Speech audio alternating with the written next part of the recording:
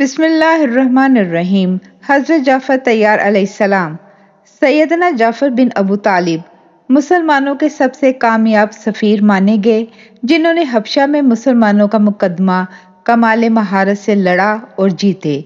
ہوا یوں کہ مسلمان چھپتے چھپاتے چھوٹی چھوٹی ٹولیوں میں پیدل اونٹوں پہ ساحل سمندر تک گئے، پھر وہاں سے کشتیوں میں بیٹھ کے بحیرہ احمر کے پار حبشہ میں جا اترے۔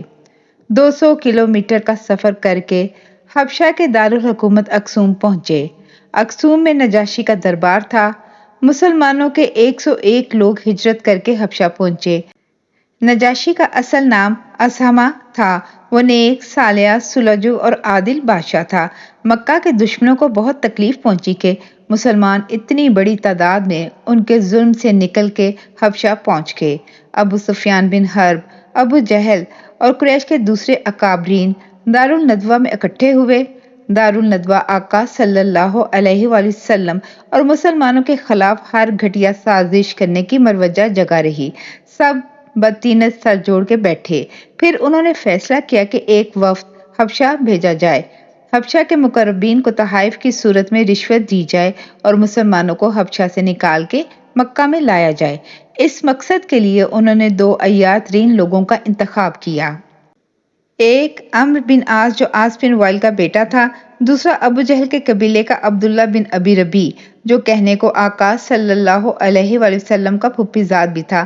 دونوں حبشہ کے صدر شہر اکسوم پہنچ گئے۔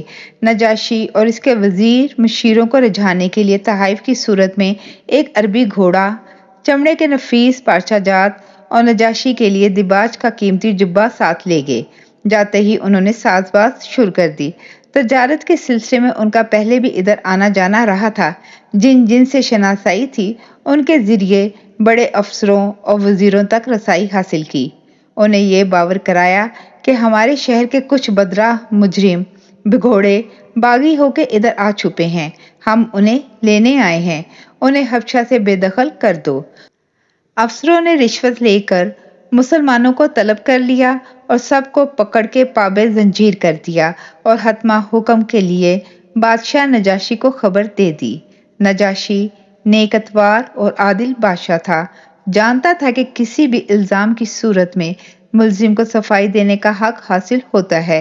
اس نے صاف کہہ دیا، میں تمہارے بھگوڑوں کا نقطہ نظر سنے بغیر کوئی فیصلہ نہ کروں گا۔ اگلے دن نجاشی نے اپنے دربار میں سب کو بلا لیا، اپنے وزیر مشیر بھی بلائے۔ مکہ سے جو قریش کے عیار سفیر پہنچے تھے وہ کھڑے کر لیے۔ 101 سارے مرد و عورت مسلمان بھی حاضر کر لیے۔ قریش کے بدنیت عمرو بن عاص نے وہی الزام دہرا دیے اور گزارش کی کہ انہیں ملک سے بے دخل کیا جائے۔ مسلمانوں کو حبشہ کے عمال نے رشوت کھا کے قیدیوں کی طرح باندھ رکھا تھا۔ ہاتھوں میں ہتکڑیاں، پیروں میں بیڑیاں، وہ سب دربار میں کھڑے تھے۔ عمرو بن عاص کے الزامات سننے کے بعد نجاشی مسلمانوں سے گویا ہوا، تم اپنی صفائی میں کیا کہنا چاہتے ہو؟ سیدنا جعفر بن ابو طالب نے بات شروع کی۔ پہلے تو انہوں نے کہا، بادشاہ، میں اپنا بیان دینے سے پہلے قریش کے عمرو بن عاص سے 3 سوال پوچھنا چاہتا ہوں۔ نجاشی نے سر ہلا دیا، بولا، پوچھو۔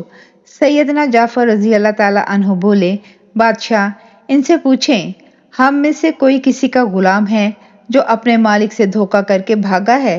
نجاشی نے عمرو بن عاص کی طرف دیکھا۔ عمرو بن عاص نے نفی میں سر ہلا دیا، بولے، نہیں۔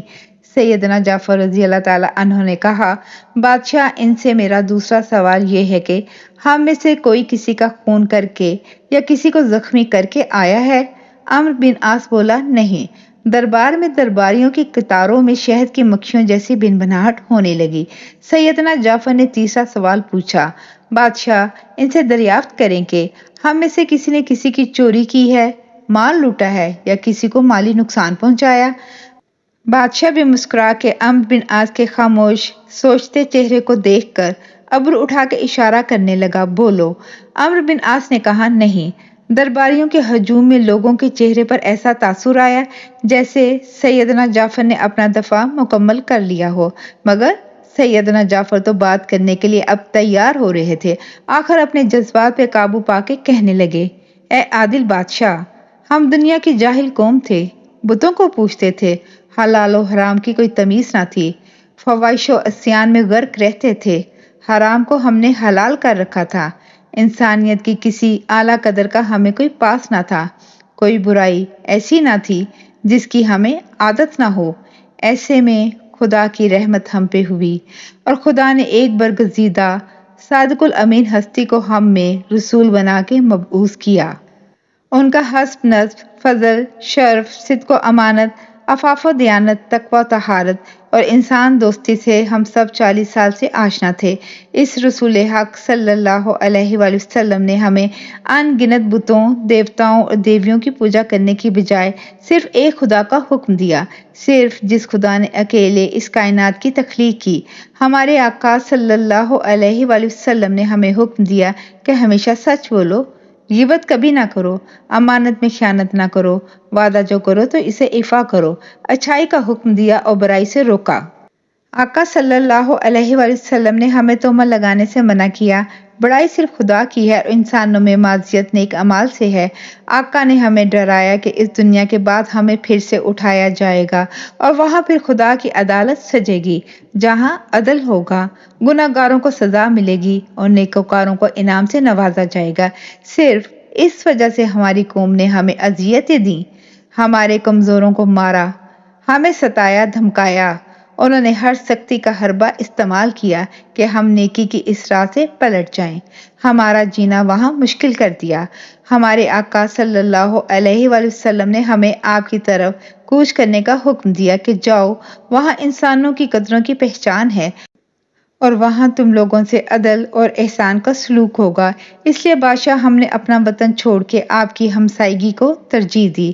سیدنا جعفر رضی اللہ تعالیٰ عنہ کی باتیں سن کے نجاشی کے دل پہ گہرا اثر ہوا، اس کا چہرہ عجیب اشتیاق اور محبت سے سیدنا جعفر رضی اللہ تعالیٰ عنہ کو تکنے لگا۔ پھر نجاشی بولا، تمہارے اس رسول خدا صلی اللہ علیہ وآلہ وسلم پہ خدا کا کوئی پیغام بھی اترا ہوگا؟ سیدنا جعفر بولے، جی ہاں، متواتر نازل ہوتا ہے۔ نجاشی مسکرا کے بولا، اس میں سے کچھ سناؤ۔ سیدنا جعفر نے سورۃ مریم پڑھی۔ شروع اللہ کے نام سے جو بڑا مہربان ہے اور نہایت رحم کرنے والا ہے۔ جاری ہے، جزاک اللہ خیر۔